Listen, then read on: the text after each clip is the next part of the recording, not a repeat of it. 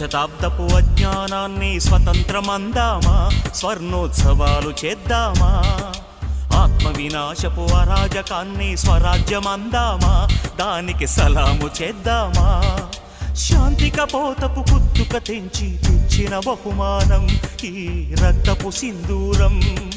నీ పాపిటలో భక్తిగా దిద్దిన ప్రజలను చూడమ్మా, ఓ పవిత్ర భారతమా. అర్ధశతాబ్దపు అజ్ఞానాన్ని స్వతంత్రమందామా, స్వర్ణోత్సవాలు చేద్దామా.